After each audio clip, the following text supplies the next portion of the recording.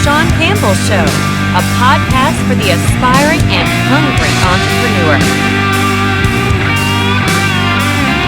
Hey everybody, it's Sean Campbell, the Sean Campbell Show, a podcast by and for entrepreneurs. And I have a long-time buddy of mine, a good friend of mine, and oh, by the way, she's a client, but I don't really think of her as a client. I think of her more as a friend and just somebody that I've kind of grown with. As my journey has gone, so has hers. But her journey has led her to sunny San Diego. That's right. That's right. Before we started, we were having a conversation, and I stopped because I always want Renee to make me jealous. What's the temperature in San Diego today? It's a little bit warmish today. It's like in the mid to high 80s. So, Oh, you poor thing. I'm melting. I'm telling you, I'm melting. I'm a wilting flower. If you just go east about, 400 or 500 miles, you could enjoy this pleasure of excessive heat warning that we have today. It's 109 today. Oh my goodness. Yeah. I'm so glad I'm not there. I miss Tucson in a lot of ways. Like the one thing I miss from Tucson is EG's. I will never get over having to leave EG's. I had EG's 2 days ago. I had EG's 2 days ago. Oh my gosh. I just like their veggie, oh my God. And their fries. They're absolutely fried. Oh, yeah. Die for. And no one else around the country knows what an EG's is, I don't think. Maybe in Phoenix, I'm not sure. Phoenix knows, Flagstaff knows apparently too. Okay. Yeah. So the Arizona vicinity knows, and if you know, you know. Yeah, right. And that's it. That's it. That's all. But yeah, probably the best fries I've ever had when it eat. Yes. Absolutely. Yeah. So Renée Bailey, author and speaker, and as I've mentioned before, you and I met. It's been about 4.5 years ago now. Like this past summer, it was probably either 4 years or 5 years since we met. Yeah. We're both kind of in the same position. We're both kind of starting things off. We both kind of, knew where we were going. But then, you, about a year after we met, I think you moved to San Diego. Is that right? About a year? Yeah, 1.5, 2-ish, something like that. Yeah. Yeah. So let the audience know. I mean, I presented you as an author, which is awesome. I'm jealous about that. Thank you. And a you. Speaker for who? Yeah, so basically I am a youth speaker, and what that means in terms of who I talk to is I'm talking to those teenagers who specifically are first generation college students moving from the ages of like 17 to about 20, 21, somewhere in there, where they're just kind of dazed and confused over college options. I wasn't confused when I was 17 to 21. I knew it all. Well, you know what? They like to think they know it all, but at their heart, they know they don't. Know they don't. They like to present like they do because they want to make themselves a little different. But I mean, seriously, you do sort of feel like you know it all, but there are a lot of times when you don't know what you don't know, just as with anything in life, when you're starting out in anything new, especially for first generation college students, it's a really kind of different time. They step on the campus and it's a way different experience than they thought it was going to be. So those are the kind of students I talk to. Those are the kind of students I write books for and things like that. Blogs, posts, and all my Instagram feed videos, which you are so kind enough to help me with. It is an honor to assist you with that. Absolutely. Thank you. Yeah, no, I just, everything is geared towards that whole idea of decreasing the stress of that transition time and increasing the achievement that they can attain during that whole transition period. So my whole model and motto is stress less, achieve more. That's it. And why what's your purpose for doing this? Why this? What's your why? Yeah. Yeah, no, so there's two reasons why, actually. There's two experiences in my life that really kind of gave me this direction. The first is that here I am as a college student, 18 years old. I'm a first generation college student myself. I step onto the University of Arizona campus, and even though I had lived in that city for 20 years, I might as well have been a complete newbie to the whole area, because it's such a different experience to be on campus versus just living overall in Tucson. And so I went through a huge kind of battle and transition within myself for as far as social issues are concerned, as far as financial issues are concerned, and as far as just understanding that the academics are going to be a little bit more rigorous when you step onto a college campus or a university. And so there was that part of it. And then fast forward like 20 years later, I'm actually a teacher. I'm dating myself even more than I should. I'm 15. I was going to say, you're a college student in 12. Yeah, right. No, at 15, like 15 or so years later, I'm stepping onto the University of Arizona campus as a teacher, as a teacher's assistant, TA, for the freshman chemistry labs, teaching the freshman chemistry labs to 24 students at a time, and usually having about 100 students overall. And what I'm seeing is stress, anxiety, tears in my classroom because they're not picking up on the material the way they want, or they're not being graded in the way they think they should be graded, etc. Or they're not sure they're going to be able to do the next semester, or they're not sure they're going to be able to get the benefits that they need to get maybe a little extra test time because they're having learning difficulties. All of these things came together and just brought this big old stress ball out of them. And what I realized at that time was, hey, just a few years ago, that was me. Yeah, absolutely. That used to be me. That used to be the way I felt. I can understand this, relate to the stress. And I was like, but I'm on the other side of things now. And if I knew then what I know now, how much better off would I be? How much less stress would I be putting on myself as far as performance, as far as how many friends I'm making on campus, how to make friends on campus, as far as relationships with my professors, all this kind of stuff. I would have put a whole lot less stress and less importance on the minutia of the day, and a whole lot more emphasis on the bigger picture. What am I getting from this? Am I heading in the direction I want to go? Is this going to lead me down the path that I want for my career?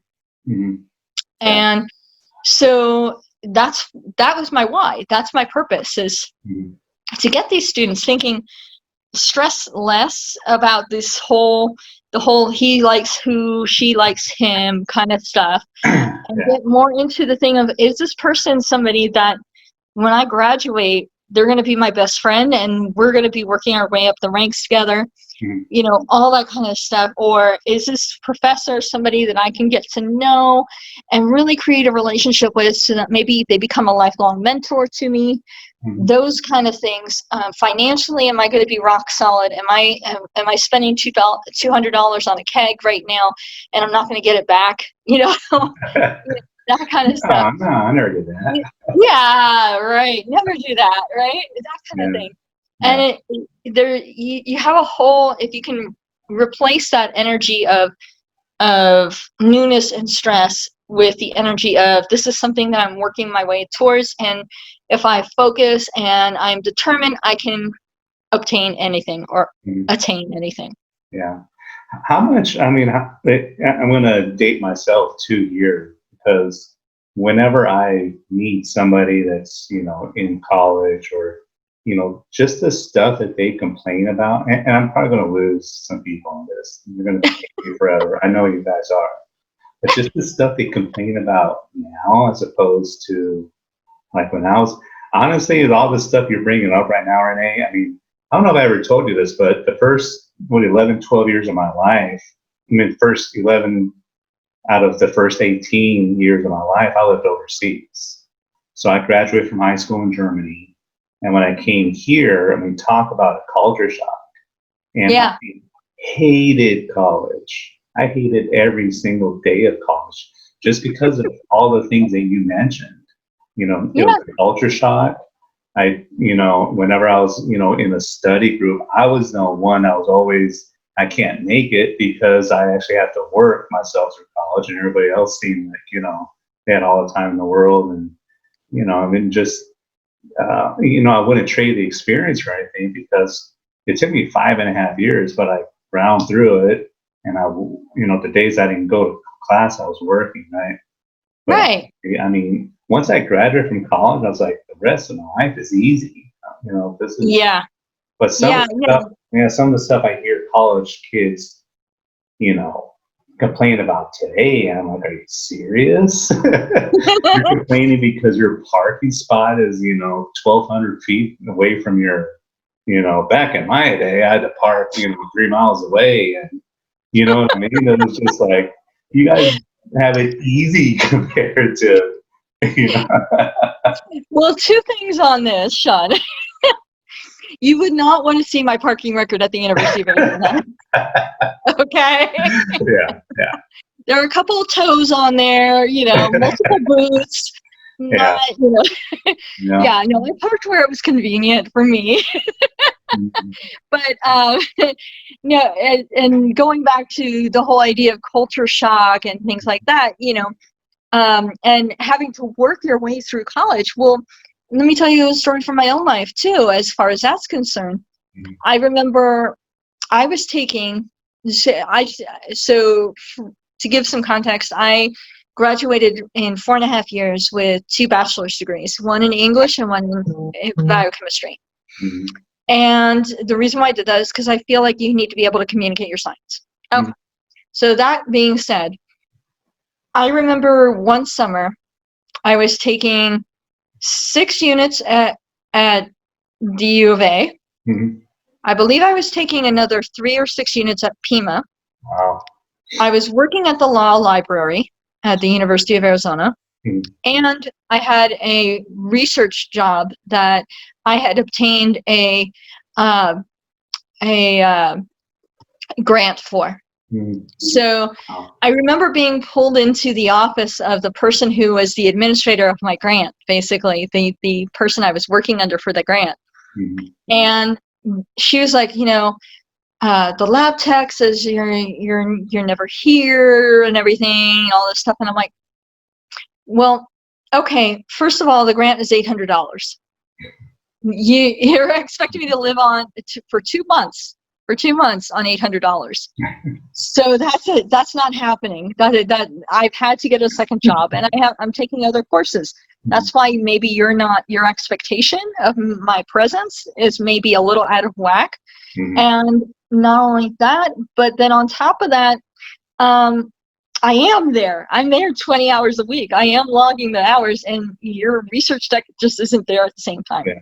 So after we had a conversation about all that, I think she kind of got it, that I wasn't like trying to cut out. I was just trying to like subsistence. I was at the subsistence level, which is where a lot of college students are right now. Yeah. And a lot of the reason why you're saying things like major universities, the UC system, the University of Arizona, all these, Texas, all these campuses have emergency shelter for their students who are homeless. Mm-hmm. And there are about 50,000 homeless students in the UC system alone. So when I say UC, I'm talking about the University of California. So statewide, there's about 50,000 homeless students in California attending the UC system. Mm-hmm. And at the University of Arizona, at UC, their food pantries are coming up because these students are also hungry. They can't obtain food for themselves. So, there are like subsistence level issues that a lot of college students are facing. And then there are the ones that you're talking about, which are the ones that are attending sororities and things like that have a pretty good financial and social and academic background. Mm-hmm. That some of the students, the students that have not had that same level of background aren't aware of. Yeah. Like the two shall never mix. It seems sometimes. Yeah. I don't think. So when you hear about these kind of things, that's exactly why you're hearing that. There's almost like two tracks in the college system, it would seem. Yeah. Yeah. And that's the shame of it. And I just think we need to raise the bar for all students and allow them, give them the funding and give them the support and academically, socially, and financially that they need. Yeah. That's really my main goal. My larger global goal is that in maybe 10, 15 years, I think it's ambitious to say 10 or 15 years, but in 10, 15 years that we get these students who are coming in to colleges graduating at a rate of about 80 to 90%. Mm-hmm. Yeah. That would be my key metric. Yeah. Are these kids if they come and they matriculate for the freshman year, are they sticking and staying and graduating? When is a college student most likely, what year are they most likely to drop out? 30% drop out after freshman year. Ooh. If it wasn't for Mama's Pizza at the U of A, I would have dropped out too. Yeah. Mama's is good. Had a Mama's Pizza and a pitcher of beer, reportedly, supposedly. Like every Wednesday, that was my thing. When there wasn't Mama's Pizza on campus. Right now, there's, apartments or whatever it is right there. Yeah. Yeah, I used to go to Mama's. I miss Mama's. Yeah. Do you remember? I always bring this up. I don't know when you went, but I went like in the early to mid 90s, right? There were plays right there in the University Park called Burrito Burger Joe's. It was their semester. I was their only customer. It was a big hamburger, but it was cut in half with cheese and all the like lettuce and everything, and and a big tortilla. Burrito Burger Joe's was like the place. It was like unbelievable. Every once in a while, I'll make myself a burrito burger with cheese in it. Just to remind yourself, yeah. Just to reminisce that there was a few good days on campus. There was, yeah. I don't know. I don't think. Did you live in the dorms? I don't think you did you? Okay. So do you know where Hopi Dorm is on campus? Yeah. Okay. So before they built that field that's next to Hopi Dorm, and everything, there used to be a little joint underneath the stadium there. Yeah. That's right. Yeah. And so I lived in Hopi Dorm. Oh, wow. And so like it was always like when lunchtime came or anything like that, are you going over there? Are you going over to stadium, to get a burger or whatever, and that was our joint, going over to the student union was way too far. Crossing the mall. It was way too far. Yeah. Crossing the mall. Oh, please. No. No way. And that was another thing. Is like during the spring semesters, especially, I would just like get something to eat, hang out on the mall before my class. But I got so distracted that I was like, let's get fast. Now, Sean, what were you distracted by? Just how beautiful all the palm trees. Okay, all the palm trees. All the palm trees. That's what it was. The only time I did well was when I forced myself to go to summer class. And because Monday through Friday, and we had to go 3 hours a day, I did very well in those times. I love summer classes. Personally, like I actually took some of my toughest courses in summer because they were so quick and I could just drop them off. Yeah. There was I took vector calculus over the summer. 3-dimensional calculus. Wow. Because that's where it gets fun, when you're trying to visualize calculus in 3D, like you're actually holding a cone. Yeah. I'll work for that one. So just trust me, it can get interesting. But I took that over the summer, and I got myself a tutor and I got through it, and I actually wound up, I think I got an A in that one. Wow. And that was a lot of, but it was nice because it was quick and was done. It was strategic, in and out, like get into class, get out. Yeah. Fun stuff. Yeah. I was always a good test taker. I was good cramming the night before, taking the test. but I couldn't tell you what the test was about like 24 hours later. I'd always been that way. I mean, I did real well in high school, real well in middle school, whatever. And that's what I did. I just crammed for a test all the time. So, Yeah. No, you're lucky. A lot of people there's a lot of people out there that can do that. yeah. I just don't happen to be one of them. Yeah. So, But tell us about your it's good book. stuff. Tell us about your book. Yeah. So the book is called 18 Things College Students Need to Know. Is it available anywhere, Renee? Yes, it is, Sean.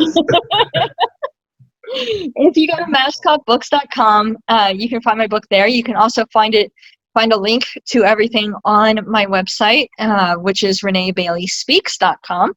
You can go to my social media. It'll direct you there as well.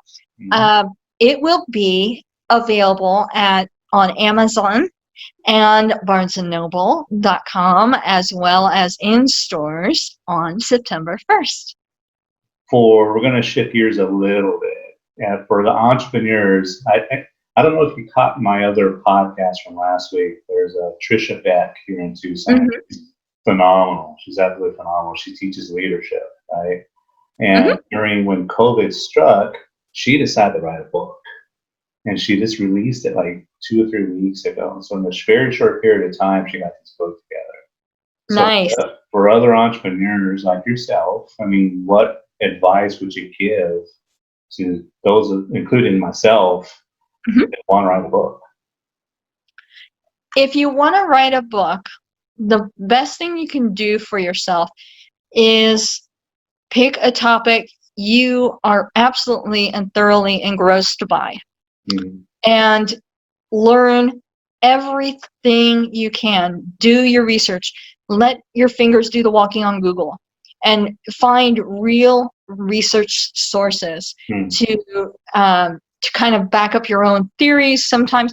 And and I'm not talking confirmation bias, where you're only finding the facts that you think are real. I'm talking more along the lines of like studying the general topic, finding those thought leaders out there who have similar thoughts but may have different solutions than you.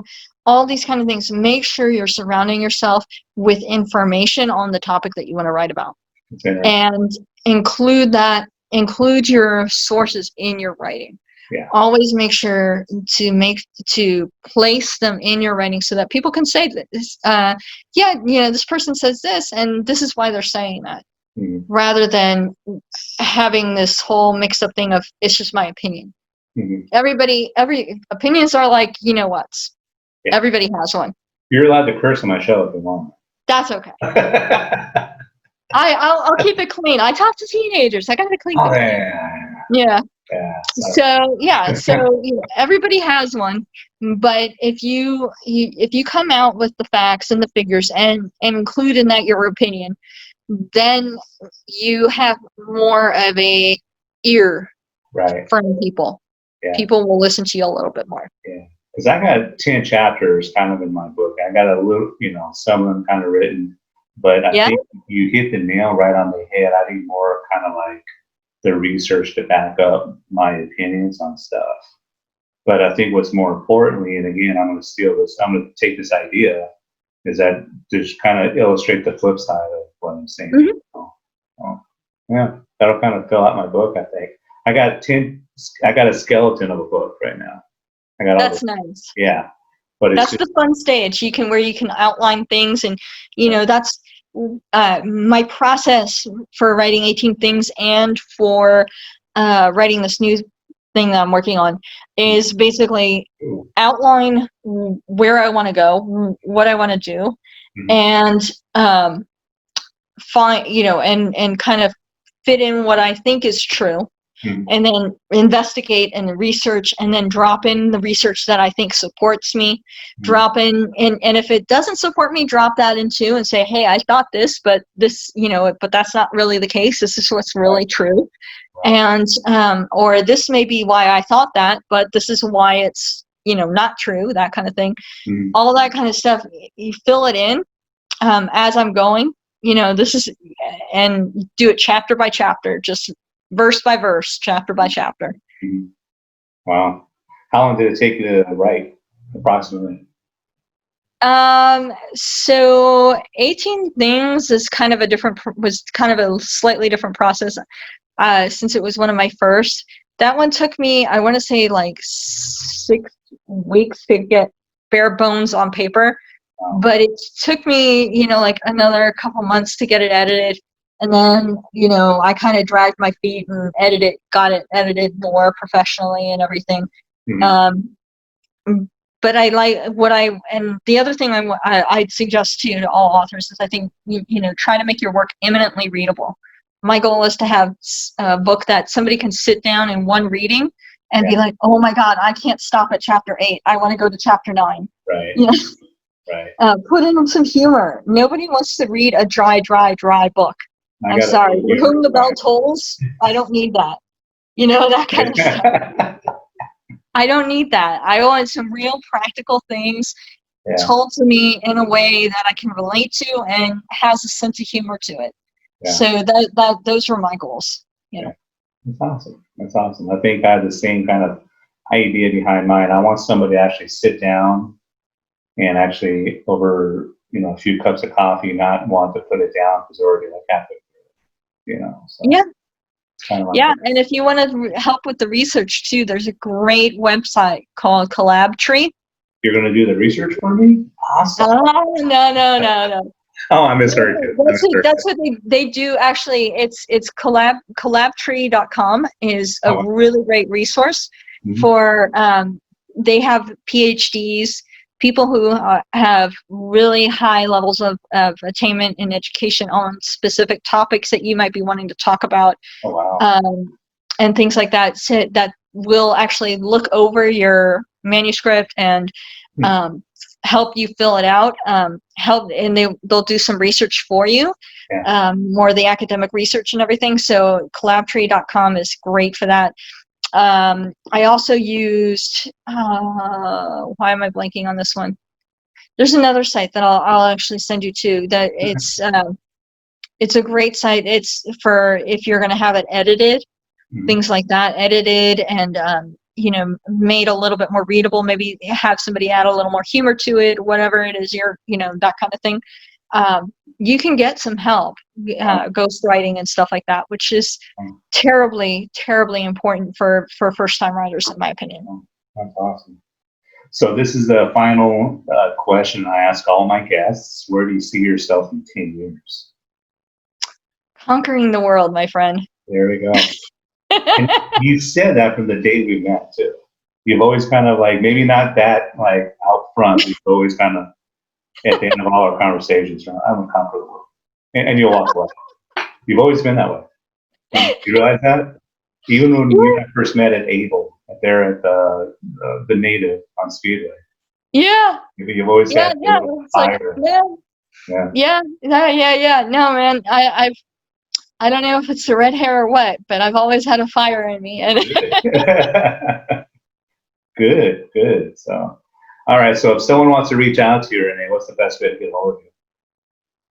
Well, if somebody wants to reach out to me, the best way to do it is through my website or through social media. Website is reneebaileyspeaks.com. Social media, Instagram is at Renée Bailey Speaks or at Renee.Bailey or at Renee.Bailey.Speaks, right? Yeah. Or just read, what this video is about, and I'll put it in there too. Yeah. There we go. And I also have a Facebook page too. That's Renée Bailey Speaks. So welcome to everybody and everybody. Awesome. I appreciate it. Thank you so much from sunny San Diego, where it's 20 degrees cooler right now. All right. We have a love-hate relationship going on. I know. What are you coming back the nice thing is, since you're a friend of mine, you get the family rate when you come to here. Oh, that's cool. But when are you coming to Tucson again? Do you have a time you're going to drop by? I'm probably going to be in Tucson. I don't know with this whole COVID situation, but I'm hoping to be able to be there for the holidays and cool. Maybe a little bit before. We'll see. Cool. Maybe on my husband's birthday on the 25th of October. We'll see. Awesome. Well, the two of you definitely have to come by my office, and maybe we'll do a live in here or something. That would be so cool. Cool. So, thank you so much, Renee. Thank you. Okay, take care, and thank you everybody for watching. And please, if you have any questions or comments for Renee, please reach out to her. Really appreciate it. And thanks for chiming in. See you next time. Thank you, everybody. Bye-bye. Thank you for listening to The Sean Campbell Show. Follow us on Instagram at The Sean Campbell Show.